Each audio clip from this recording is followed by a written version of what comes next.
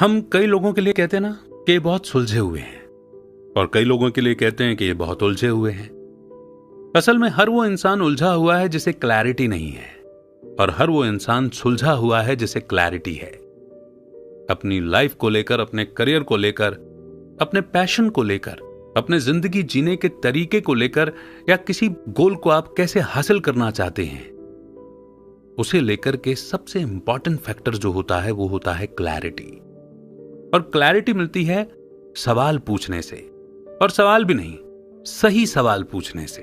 और सही सवाल पूछने के बाद जो जवाब आता है, उसके बाद आगे बढ़ने के लिए लाइफ में चाहिए होती है गाइडेंस, और इसे ही कहा जाता है क्लैरिटी, जिसको लेकर के हम सब यहां वहां अक्सर भटकते रहते हैं। और ये लाइफ में किसी भी उम्र में किसी भी मोड़ पर हो सकता है। मगर हां, एक बार जब क्लैरिटी मिल जाती है ना, तो बड़े से बड़े रिस्क को लेना भी आसान हो जाता है, क्योंकि आप रिस्क के सही मतलब और उसकी इंपॉर्टेंस को भी तो समझ जाते हैं। आज की बुक समरी है career courage. Discover your passion, step out of your comfort zone and create the success you want. इसे लिखा है केटी कैली ने। केटी कैली एक की नोट स्पीकर और कोच हैं। वो प्रोफेशनल्स को यह सिखाती हैं कि ज्यादा क्लैरिटी, इन्फ्लुएंस और पैसा कैसे कमाया जाए। केटी ने अपनी जर्नी बतौर साइकोथेरेपिस्ट शुरू की थी, और आगे जाकर वो एक सेल्स प्रोफेशनल बनी। वो केटी कैली नेटवर्क्स की हेड भी हैं, जो ऐसे लीडर्स की एक ग्लोबल कम्युनिटी है जो लोगों की जिंदगियों को बेहतर बनाने में मदद करती है। क्या आपने खुद से कभी ये सवाल पूछे हैं कि आपको क्या मोटिवेट करता है? आप अपने सबसे बड़े डर से बाहर निकल सकते हैं, मगर कैसे? एंटरप्रेन्योर कैसे सोचते हैं और आप उनकी तरह कैसे बन सकते हैं? ये कुछ ऐसे जरूरी सवाल हैं जिनके जवाब आपको इस समरी में मिलेंगे।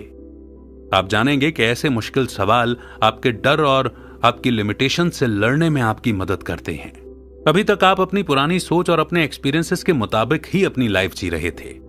आपको खुद को आजाद करने की और ये रीडिस्कवर करने की जरूरत है कि आप सच में क्या चाहते हैं और क्या बनना चाहते हैं। तो आइए बिना देर किए शुरू करते हैं आज की book summary career courage, only on Google. इस बुक के ऑथर केटी कैली हमेशा से एक सक्सेसफुल साइकोथेरेपिस्ट बनना चाहती थी। जिस मुकाम पर वो अपनी लाइफ को लेकर के आई हैं, उसे पाने के लिए उन्होंने बहुत मेहनत की है। अपने 1 बेडरूम अपार्टमेंट में वो दीवारों की तरफ देखती रहती थी और खुद को अकेला महसूस करती थी। जो कुछ भी वो पाना चाहती थी, उसे पाने के बाद भी वे संतुष्ट नहीं थी। केटी को एहसास हुआ कि उन्हें अपनी क्लिनिकल प्रैक्टिस से आगे जाना होगा। वो नए मोटिवेटर्स को ढूंढने के लिए अपनी आत्मा की खोज पर निकल पड़ी। उन्होंने महसूस किया कि लोगों की मदद करने का मतलब सिर्फ साइकोथेरेपिस्ट होना नहीं है, बल्कि एक इंसान होना भी है। केटी ने लोगों से और ज्यादा जुड़ना शुरू किया और यह सीखा कि अपने अंदर की असली आवाज को कैसे ढूंढ निकालें। अपने डर का सामना करने के लिए उन्होंने खुद से मुश्किल सवाल पूछे। इस समरी में आप उन्हीं सवालों के बारे में जानेंगे और यह भी जानेंगे कि इनके वो जवाब कैसे मिलेंगे जो आपकी लाइफ को बदल कर रख देंगे। अगर आप अधूरापन महसूस करते हैं या दुखी और स्ट्रेस्ड रहते रहते थक चुके हैं, तो ये समरी आपको ये जानने में मदद करेगी कि आप सच में क्या बनना चाहते हैं और वैसा कैसे बन सकते हैं। केटी ने एक बोरिंग और डिप्रेस्ड इंसान से अपनी लाइफ को बदलकर एक खुश ऑथर, लीडर और पब्लिक स्पीकर बनाया। आप भी ऐसा कर सकते हैं। आपको सिर्फ एक चीज की जरूरत है और वो है गाइडेंस। तो आइए इस full of guidance learning journey की शुरुआत करते हैं इस पहले चैप्टर से, motivation, clarifying what really matters to you. क्या आपने कभी यह सोचा है कि क्या आप खुश हैं? क्या आप उस फ्यूचर को पाने के लिए मेहनत कर रहे हैं जिसका आप हमेशा से सपना देखते आए हैं? क्या आप अपनी लाइफ से सेटिस्फाइड यानी कि संतुष्ट हैं? ये ऐसे सवाल हैं जिन्होंने कई लोगों की नींदें उड़ा रखी हैं। अपनी असली इच्छाओं और उन्हें क्या मोटिवेट करता है, ये जानने के लिए उन्हें खुद के अंदर झांक कर देखना होगा। अपनी लाइफ में सबसे ज्यादा मैटर करने वाली चीज को ढूंढ निकालना एक ऐसा काम है जो हम सभी को करना चाहिए। आप ना ही किसी और की लाइफ को कॉपी कर सकते हैं और ना ही उनके रूल्स के मुताबिक चल सकते हैं। कभी कभी जब हम कुछ खास सपनों को पूरा करते हैं तो हमें खुशी नहीं बल्कि घबराहट या बेचैनी महसूस होती है। ऐसा इसलिए होता है क्योंकि हम सिर्फ फाइनल डेस्टिनेशन यानी आखिरी पड़ाव पर फोकस करते हैं और वहां तक पहुंचने की जर्नी को एंजॉय नहीं करते। आपको अपनी असली इच्छाओं को समझने के लिए खुद को अपनी लाइफ का इंचार्ज बनाना होगा।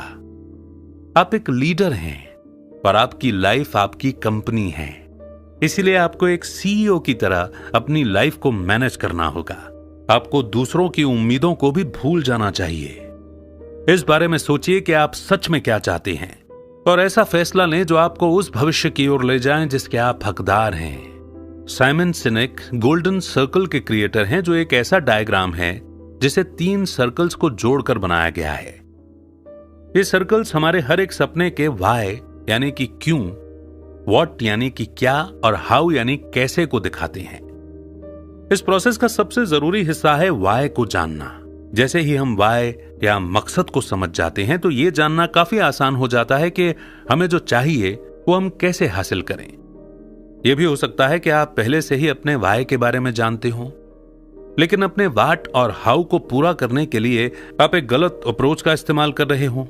जैसे केटी सी कैली ने बतौर एक साइकोथेरेपिस्ट की तरह कई सालों तक काम किया था। वो मशहूर थीं, लेकिन फिर भी वो असंतुष्ट महसूस करती थीं। उनका मकसद था दूसरों की मदद करना ताकि वो एक बेहतर लाइफ हासिल कर सकें, लेकिन इसके लिए उन्होंने गलत हाउ और व्हाट को चुना था। केटी ने कुछ बदलाव लाकर अपनी लाइफ की क्वालिटी को बेहतर बनाया। उनका व्हाई अभी भी वही था, दूसरों की मदद और उन्हें इंस्पायर करना। लीडर्स को अपना बिजनेस शुरू करने में मदद करना उनका व्हाट बना। हाउ के लिए केटी एक कोच बनी और अपने आइडियाज को शेयर करने के लिए उन्होंने सोशल मीडिया का सहारा लिया। अपने मोटिवेटर्स को ढूंढने के लिए आपको ऑटो पायलट मोड पर जीना बंद करना होगा। आपको अपने हर कदम पर सोच समझकर फैसले लेने होंगे। आगे पूछे गए सवाल आपको इसे बेहतर तरीके से समझने में मदद करेंगे कि आप क्या बनना चाहते हैं और आप किस तरह की लाइफ जीना चाहते हैं। आप अपनी करंट जॉब क्यों कर रहे हैं?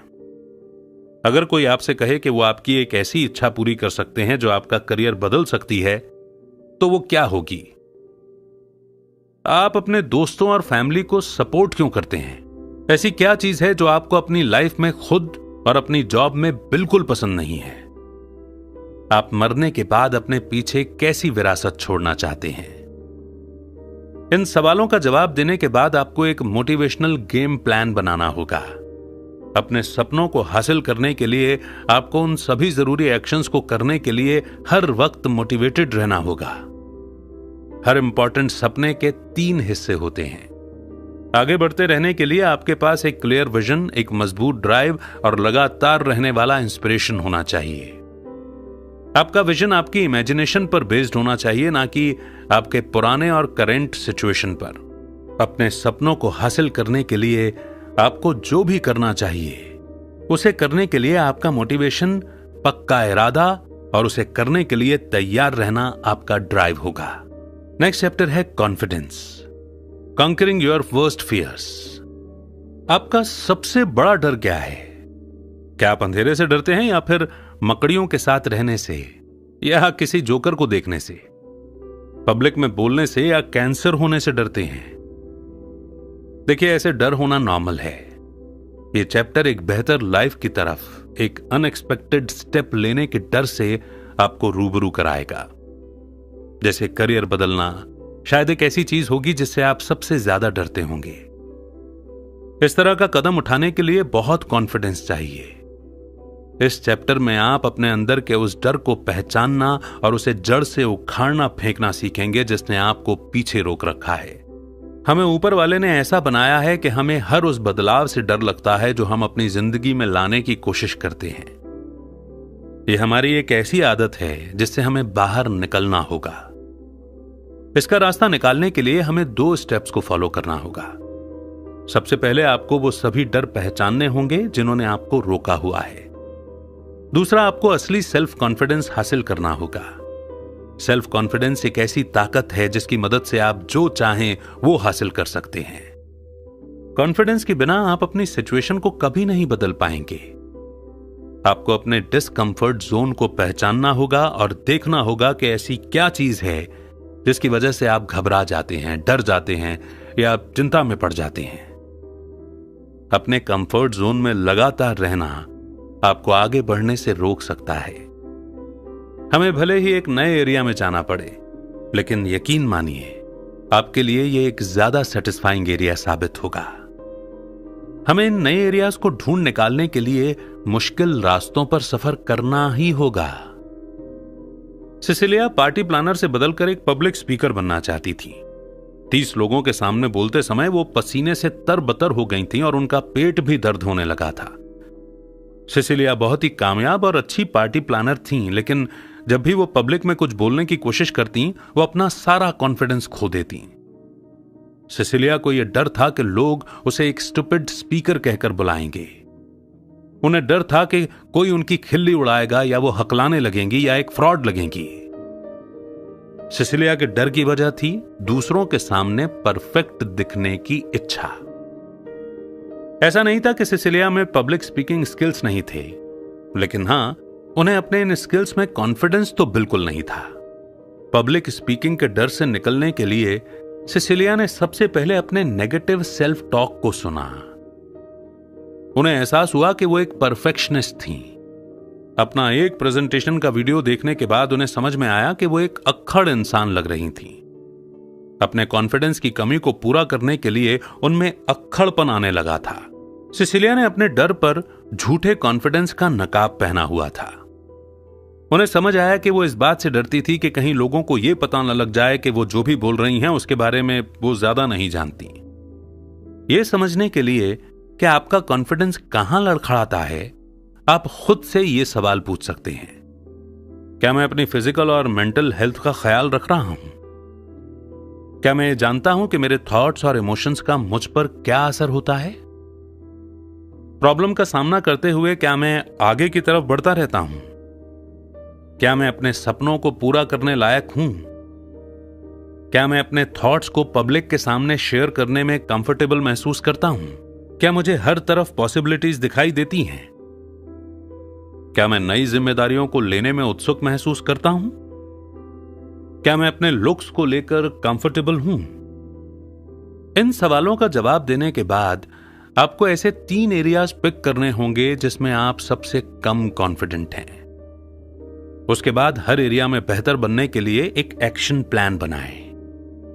अपने इस पब्लिक स्पीकिंग के डर से निकलने के लिए सिसिलिया ने अपने पास एक जर्नल बनाई और स्पीकिंग ग्रुप्स को ज्वाइन किया। उन्होंने ठान लिया था कि वो ज्यादा एडवेंचरस बनेंगी और अपनी बुक लिखने की एक बड़ी जिम्मेदारी को सच करके दिखाएंगी। इस चैप्टर की भी इंपॉर्टेंस को समझने के बाद बढ़ते हैं आगे और समझते हैं रिस्क को। तो नेक्स्ट चैप्टर है risk, thinking like an entrepreneur. कुछ लोग बहुत दुखी हैं, लेकिन फिर भी वो अपनी लाइफ को बदलने के लिए तैयार नहीं हैं।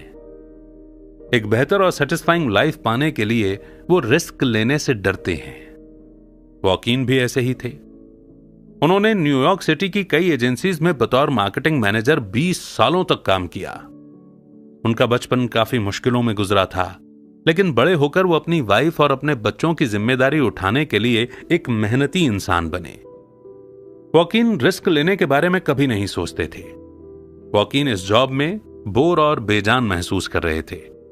वो खुद की एक पीआर एजेंसी खोलने के सपने देखते थे जो राइटर्स और आर्टिस्ट को अपने काम को प्रमोट करने में मदद कर सके। उन्होंने अपनी लाइफ और घर की सिचुएशन को गहराई से देखा, सिर्फ ये जानने के लिए कि क्या सच में वो अपना करियर बदल सकते हैं। हार जाने के ख्याल ने उन्हें एक दुखी और बोरिंग लाइफ जीने पर मजबूर कर दिया था। वॉकिन को उनकी लाइफ और दोस्तों का पूरा सपोर्ट था कि वो अपनी जॉब को छोड़कर अपने सपने को पूरा करें। उन्होंने एक ऐसी जॉब ढूंढने के बारे में सोचा जिसमें उनके सपने की एक झलक दिखाई दे। वॉकिन ने अपनी कंपनी शुरू करने का मन बनाया। रिस्क का मतलब है अनजाने रास्ते की तरफ लड़खड़ाते हुए कदमों के साथ आगे बढ़ना, ताकि वो आपको बेहतर रिजल्ट्स दे सकें। रिस्क लेने से 2 पॉसिबिलिटीज होती हैं, जीत या हार। वो हार का डर ही है जो हमें कुछ करने से रोकता है। ऐसे लोग जिन्होंने अपनी लाइफ का असली मकसद ढूंढ लिया है, उनके लिए रिस्क लेना आगे बढ़ने का एक मौका बन जाता है। वो अपने मुकद्दर के सिकंदर होते हैं। ऐसे लोग हारने से घबराते नहीं हैं, फिर भले ही उन्हें जीत मिले या हार, उसे गले लगाने के लिए वो हमेशा तैयार रहते हैं। वॉकिन ने फाइनली अपनी पीआर कंपनी खोलने का फैसला किया, लेकिन पहले साल में वो ज्यादा क्लाइंट्स नहीं अट्रैक्ट कर पाए। हार मानने के बजाय घाटे को पूरा करने के लिए उन्होंने अपनी सारी सेविंग्स लगा दी, यहां तक कि एक दूसरी जॉब करने का भी फैसला किया।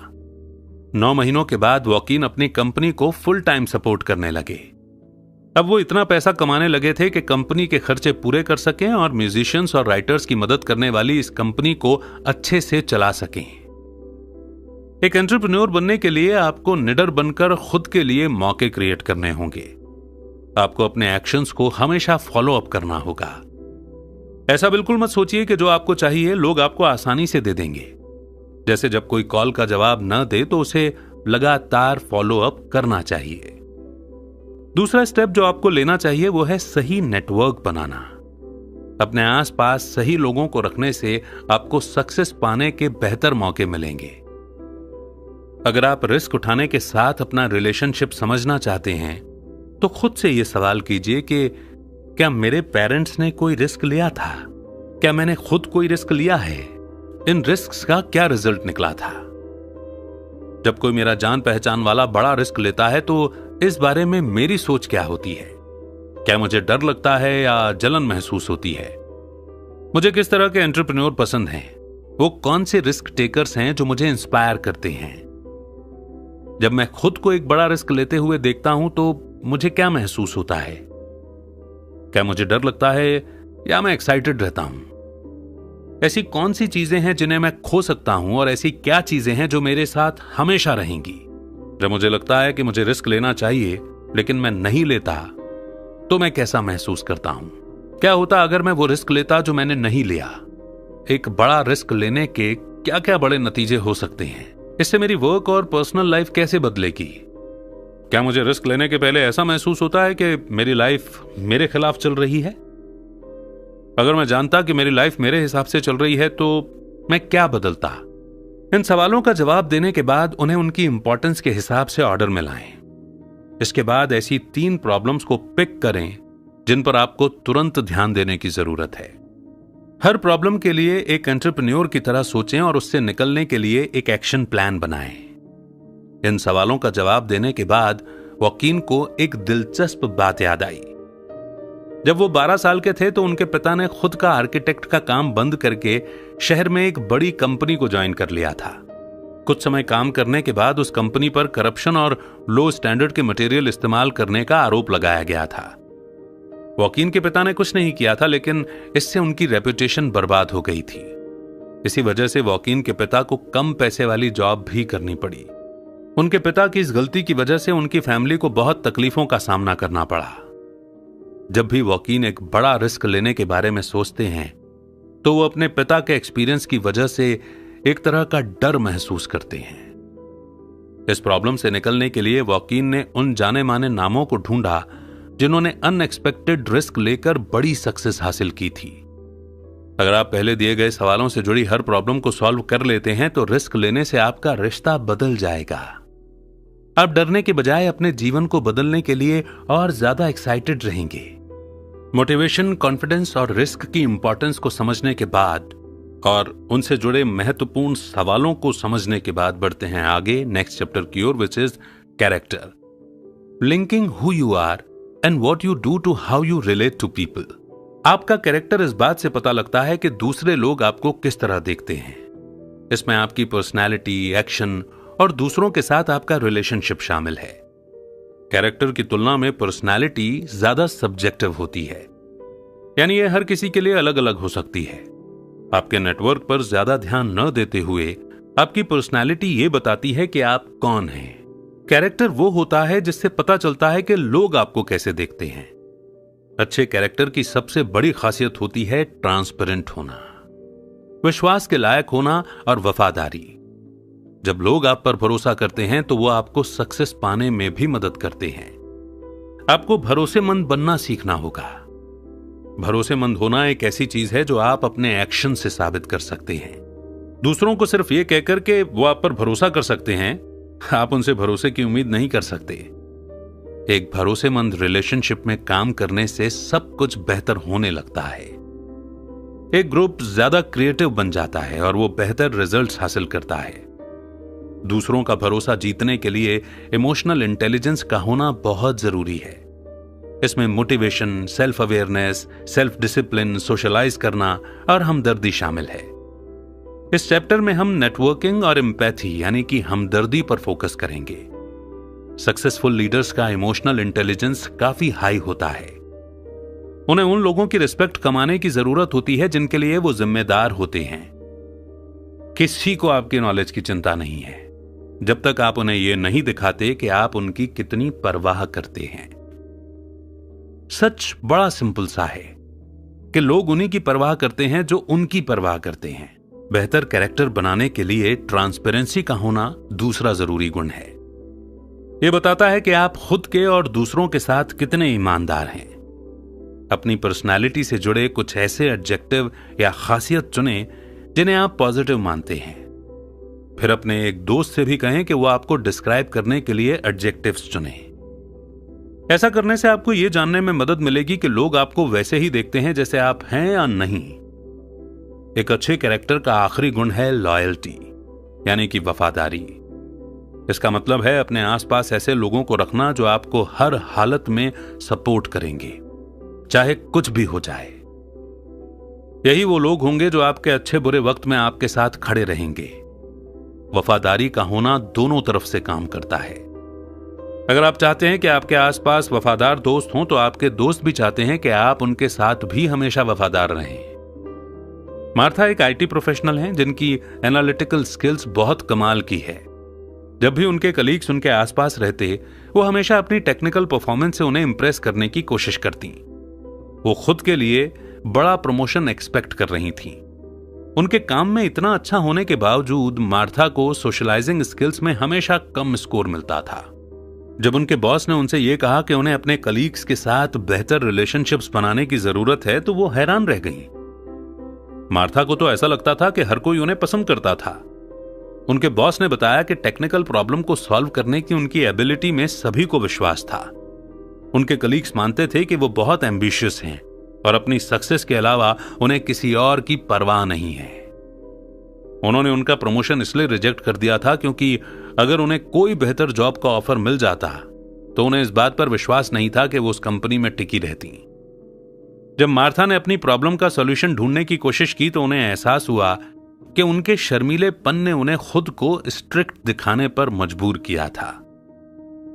उन्होंने फैसला किया कि वो और ज्यादा रिलैक्स रहेंगी और अपने कलीग से उनकी पसंद नापसंद के बारे में पूछेंगी। मार्था ने अपने कलीग्स के साथ और ज्यादा हंसी मजाक करना शुरू किया, टीम वर्क की एक्टिविटीज में शामिल होने लगी और अपने डर और अपनी गलतियों को भी मानने लगी। अपने कैरेक्टर को बेहतर बनाने के लिए आपको 3 लोगों को चुनना होगा और उनके ऐसे पर्सनैलिटी ट्रेट्स को बताना होगा जिन्हें आप सबसे ज्यादा पसंद करते हैं। ऐसी खासियत के बारे में सोचें जो इन लोगों में और आप में कॉमन है, और ऐसी खासियत भी जिन पर आपको काम करना है ताकि आप उनके जैसे सक्सेसफुल बन सकें। एक ऐसा प्लान बनाएं जो आपको यह बता सके कि आपके पास जो ट्रेट्स नहीं हैं उन्हें कैसे हासिल किया जा सकता है। जिन लोगों को आप आइडल मानते हैं वो आपकी ग्रोथ के लिए एक मजबूत मोटिवेशनल और एजुकेशनल सोर्स बन सकते हैं। नेक्स्ट चैप्टर है harmony, orchestrating a life while pursuing your life's work. क्या आपने अपनी लाइफ के मकसद पर सवाल उठाया है? बेशक आपने उठाया होगा।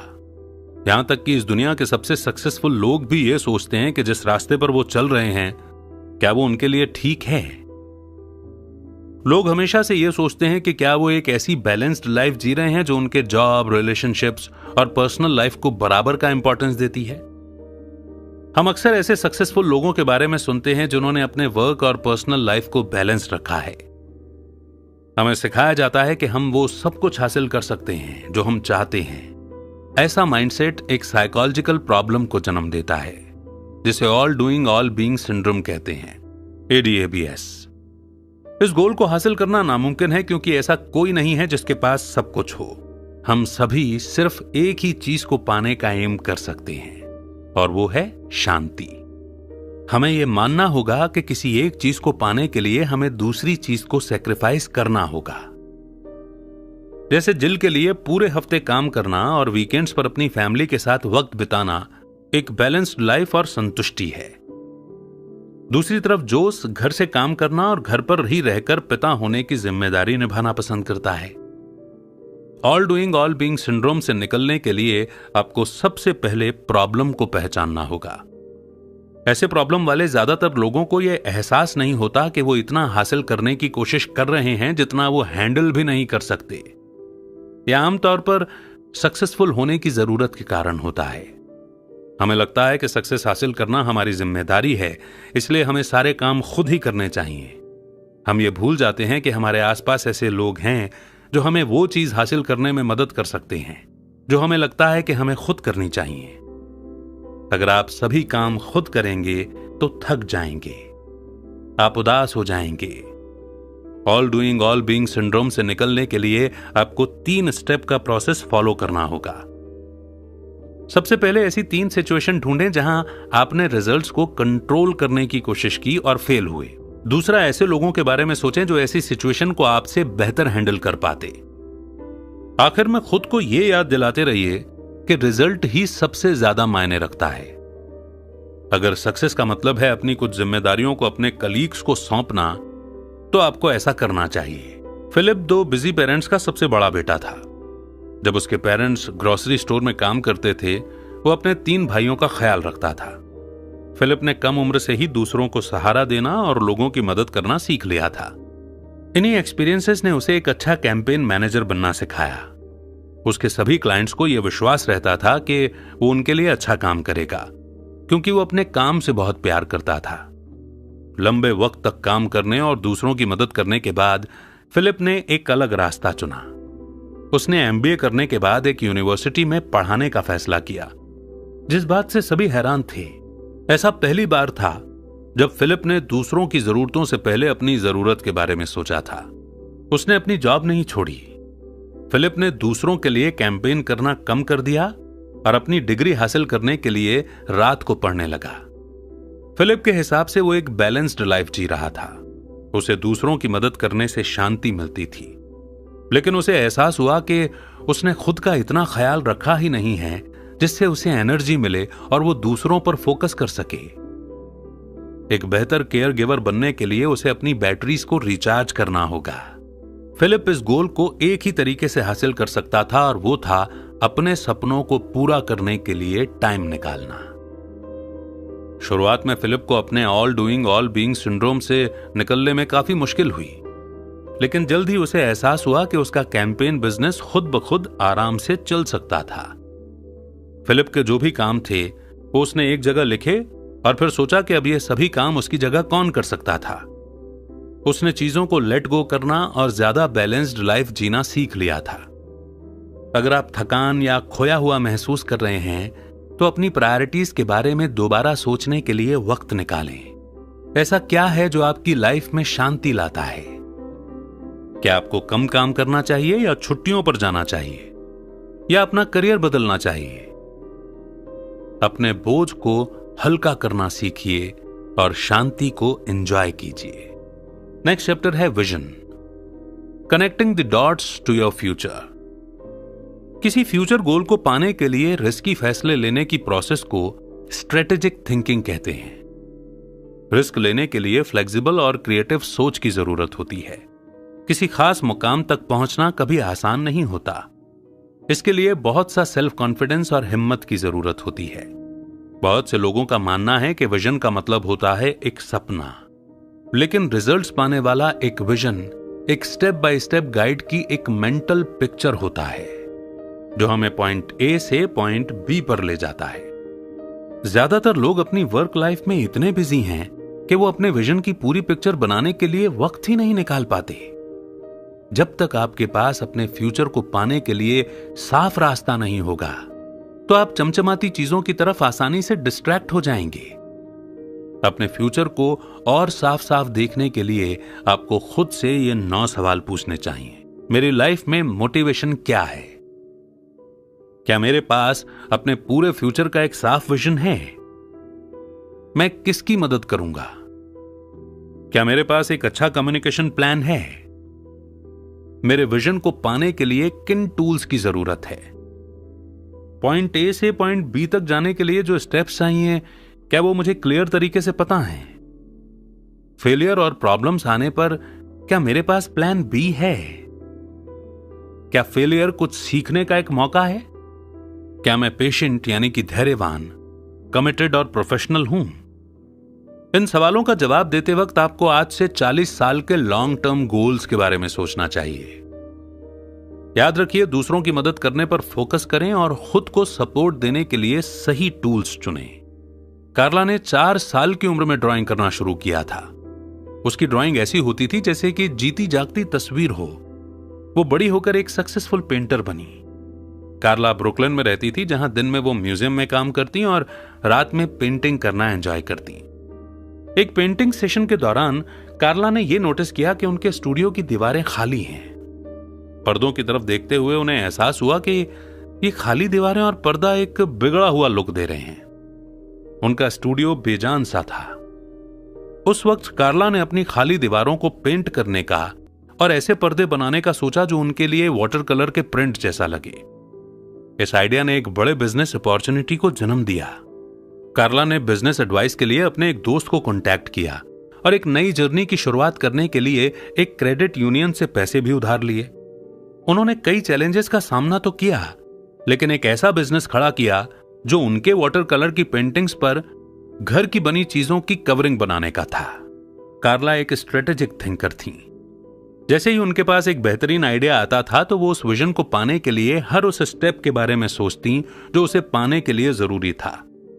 कार्ला बिल्कुल नहीं हिचकिचाई और एक ऐसे फ्यूचर की तरफ चल पड़ी जिसके बारे में उनका मानना था कि वो इसकी हकदार थी।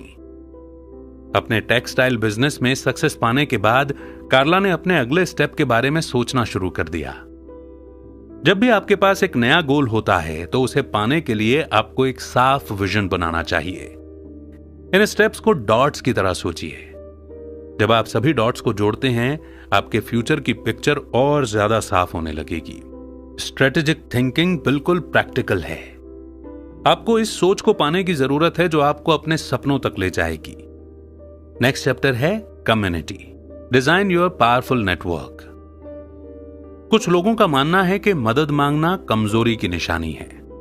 उन्हें डर लगता है कि दूसरे लोग उन्हें कमजोर कहकर उन्हें क्रिटिसाइज करेंगे।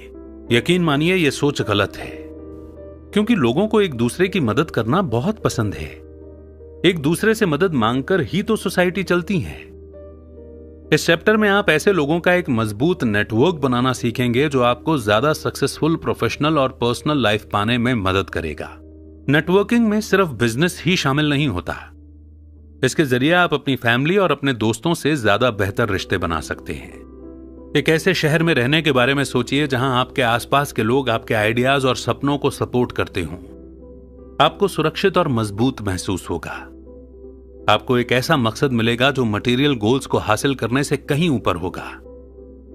अगर आप अपनी लाइफ में और ज्यादा मीनिंग जोड़ना चाहते हैं तो बेहतर दोस्त बनाएं, सोशल ग्रुप से जुड़ें, थोड़ी चैरिटी करें, ऐसी चीजों से जुड़ें जो पैसे से ज्यादा मायने रखती है। जब भी आप एक नए नेटवर्क से जुड़ना चाहते हैं, खुद से पूछिए कि आप किस तरह की कम्युनिटी का हिस्सा बनना चाहते हैं। ऐसे 3 फायदे बताइए जो आप इस कम्युनिटी को दे सकते हैं। इसके बाद यह भी सोचिए कि यह कम्युनिटी आपको बदले में कैसे मदद कर सकती है। अपनी लोकल कम्युनिटीज को ढूंढने से शुरुआत कीजिए। ऐसे लोग ढूंढिए जिनके इंटरेस्ट आपसे मैच करते हों। इसके बाद अपने नेटवर्क को बढ़ाइए। अलग अलग शहर, देश और कॉन्टिनेंट में आपको नई कम्युनिटीज मिल सकती हैं। जब आप अपनी नई कम्युनिटी की मदद करने के तरीके ढूंढ रहे हों तो छोटे छोटे स्टेप्स लेने के बारे में सोचें। आपका पहला गोल कुछ नए दोस्त बनाने जैसा सिंपल हो सकता है। इसके बाद अपने टैलेंट को शेयर करने या कम्युनिटी में नए मेंबर्स लाने जैसे बड़े गोल्स के बारे में सोचें। इन सवालों के जवाब आपको जानने में मदद करेंगे कि आप नेटवर्किंग में अच्छे हैं या नहीं। क्या मेरी कम्युनिटी की डेफिनेशन का स्कोप बड़ा है? क्या मैं लोगों के लिए बहुत कुछ कर पा रहा हूं? क्या मेरी कम्युनिटी मेरी मदद कर रही है?